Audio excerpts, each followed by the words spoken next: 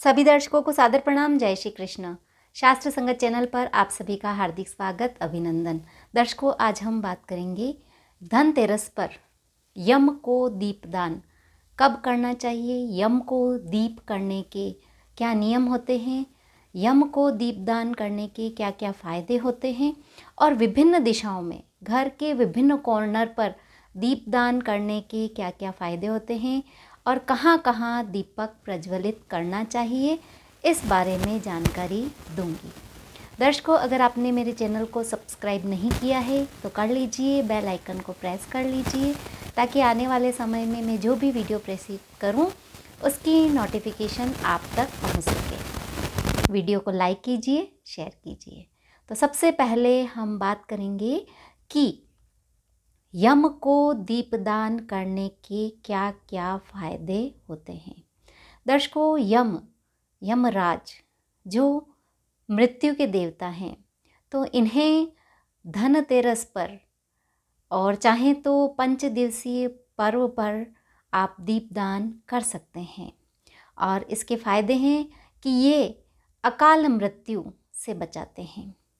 अकाल मृत्यु का योग होता है तो वह टल जाता है। किसी के जीवन में घात होती है तो वह घात भी टल जाती है। तो इसलिए यमदेव को दीपक करना चाहिए। इसी तरह अगर व्यक्ति बीमार रहता है, उसे कोई रोग है, उसे कोई कष्ट है, तो उससे मुक्ति पाने के लिए भी यमराज को, यम को दीपक किया जाता है। इसी तरह घर में अगर कोई नकारात्मक ऊर्जा है तो उस नकारात्मक ऊर्जा से भी मुक्ति मिलती है अगर यम को दीपक किया जाता है। साल भर के लिए नेगेटिविटी ख़त्म हो जाती है अगर ध्यान से, श्रद्धा भाव से यमदेव को दीपक प्रज्वलित करते हैं तो। और सुख और शांति के लिए भी, घर में सुख शांति की कामना, धन की कामना से भी यम को दीपदान किया जाता है।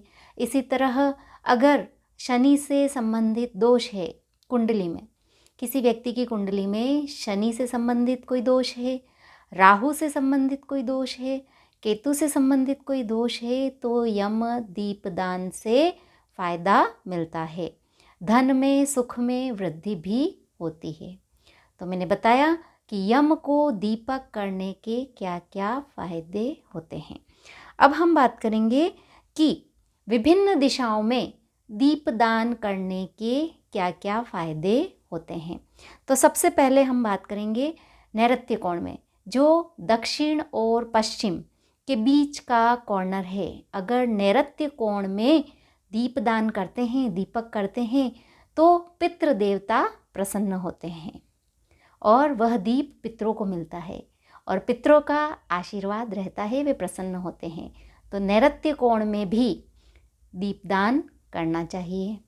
इसी तरह वायव्य कोण, जो उत्तर और पश्चिम का कॉर्नर होता है, वहाँ दीपदान किया जाता है और वहाँ दीपदान करने से व्यक्ति के शरीर में अगर कोई रोग है, कोई कष्ट है, तो उससे मुक्ति मिलती है। तो कौन सा कॉर्नर? उत्तर और पश्चिम का कॉर्नर। तो शारीरिक कष्ट से मुक्ति मिलती है। इसी तरह पूर्व दिशा के मध्य अगर दीपदान करते हैं तो उससे भगवान सूर्य प्रसन्न होते हैं और सूर्य से संबंधित सारी जो अगर कुंडली में दोष है तो वे भी समाप्त होते हैं। सूर्य देवता प्रसन्न होते हैं। ईशान कोण में, घर का ईशान कोण, वहाँ तुलसी का पौधा लगाएं और वहाँ अगर दीपदान करते हैं तो भगवान विष्णु प्रसन्न होते हैं। इसी तरह अगर घर के मंदिर में तो हम दीपक करेंगे ही, घर के हर कमरे में भी दीपक करना चाहिए, प्रज्वलित करना चाहिए, आकाश दीप भी करना चाहिए। इसी तरह अगर आपके घर में कुआं बावड़ी है या ट्यूबवेल है तो वहाँ भी एक दीपक करना चाहिए। इसी तरह अगर आपके घर के आसपास मंदिर है तो वहाँ जाकर भी दीपदान कर सकते हैं। इसी तरह अगर भैरू जी का स्थान है घर के आसपास तो वहाँ भी दीप प्रज्वलित करना चाहिए। और ये तो मैंने बताया विभिन्न दिशाओं में दीपदान करने के क्या क्या लाभ होते हैं। अब हम बात करेंगे दीपदान, यम को दीप दान कब करना है, क्या विधि होती है, क्या नियम होते हैं। तो धनतेरस को तो अवश्य रूप से करना चाहिए यमदीप। तो धनतेरस कब है? 10 नवंबर 2023 के दिन। और यम को दीपक किस समय करना चाहिए यह भी मैं बताऊंगी। दर्शकों, दीपक या तो आप आटे का बना सकते हैं या आप मिट्टी का दीपक ले सकते हैं। अगर आप मिट्टी का दीपक ले रहे हैं तो वह कोरा दीपक है, तो उसमें पहले उसे पानी से धो लेना चाहिए, फिर वह सूख जाए। उसके पश्चात आटे का दीपक है या मिट्टी का दीपक है, उसके 4 बाती करनी होती है, मतलब चारों दिशाओं वाली बाती करनी चाहिए। चौमुखी दिया बनाना चाहिए। और मिट्टी का है तो 4 बाती कर दीजिए, 4 मुख वाली बाती कर दीजिए। और उसमें क्या, कौन सा तेल? सरसों का तेल डालना है। बाकी दीपक हम मीठे तेल से, तिल के तेल से करेंगे, घी से करेंगे। यम का दीप सरसों के तेल में किया जाता है, तो उस दीप में सरसों का तेल डालेंगे। और फिर किस समय करते हैं? तो समय आप ध्यान से सुनिएगा। प्रदोष वेला में यम दीप किया जाता है।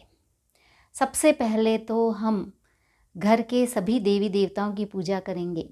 धनतेरस है तो विशेष रूप से धनवंतरी देवता, जो आरोग्य के देवता हैं, उनकी पूजा आराधना की जाएगी। कुबेर की पूजा की जाएगी। भगवान माँ लक्ष्मी, माँ सरस्वती, भगवान गणपति, भगवान शिव, सभी देवताओं की पूजा करने के पश्चात फिर यम का दीप प्रज्वलित करना चाहिए।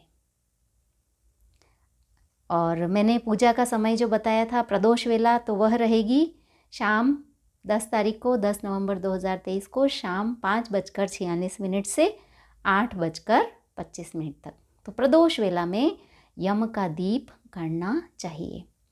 गलत दिशा में यम का दीप नहीं करना चाहिए। यह भी आप ध्यान रखेंगे कि कौन सा स्थान है घर में यम का, वहाँ दीप प्रज्वलित करना है।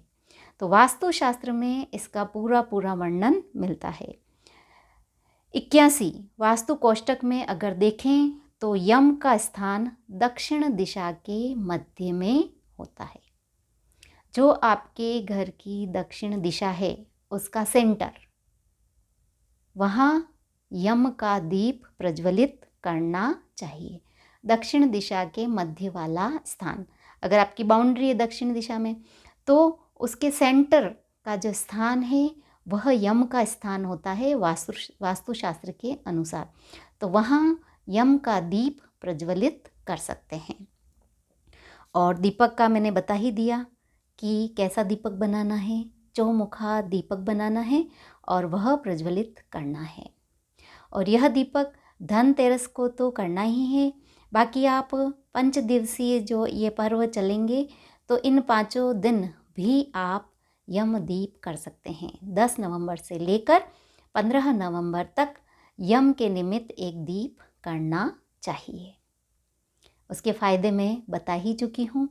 और जैसे धनतेरस कब है, तो 10 नवंबर को आप दीपदान कर सकते हैं। उसके पश्चात नरक चतुर्दशी के दिन भी आप दीपदान कर सकते हैं। यमदीप दीपावली के दिन भी कर सकते हैं। गोवर्धन पूजा अन्नकूट के दिन भी यमदीप कर सकते हैं।